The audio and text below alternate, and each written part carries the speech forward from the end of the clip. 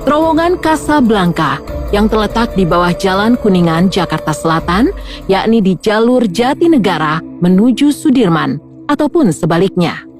Menurut kisah yang beredar, dulunya sebelum lokasi ini dibangun jalan, tanah tersebut adalah tanah untuk kuburan massal. Kemudian pemerintah memindahkan kuburan-kuburan tersebut untuk dibangun jalan raya. Pada saat proses pemindahan jenazah dari kuburannya tersebut, dikabarkan ada satu jenazah yang bentuknya masih utuh. Meski demikian, banyak orang yang percaya bahwa penunggu yang ada di kuburan itu belum turut pindah. Mereka masih saja menetap di lokasi tersebut. Kabarnya, di terowongan ini sering terjadi kecelakaan mobil yang disebabkan oleh pengendara mobil yang melihat sosok perempuan yang tiba-tiba menyeberang tepat di depan kendaraan, sehingga membuat para pengemudi terkejut.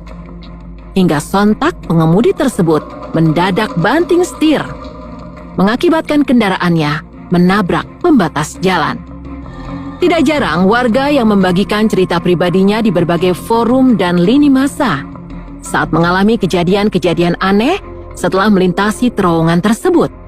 Ada seorang wanita yang menceritakan pengalamannya bahwa ia pernah jatuh dari motor sehingga badannya terpental ke trotoar jalan yang menyebabkan kakinya patah.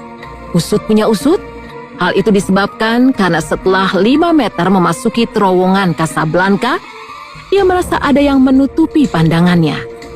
Tidak hanya sampai di situ, ia juga melihat sosok perempuan yang menembus tembok terowongan, dan selama hampir 20 menit, ia terkapar di trotoar jalan.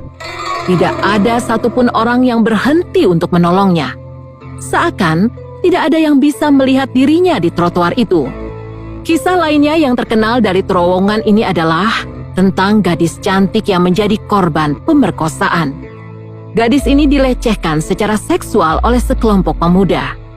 Setelah mereka menyetubuhi gadis itu hingga tewas, jasad gadis itu dibuang di lokasi yang kini menjadi terowongan Casablanca. Jadilah hingga kini muncul cerita mistis mengenai sosok nenek di terowongan Casablanca. Kabarnya, nenek tersebut adalah wujud dari gadis yang diperkosa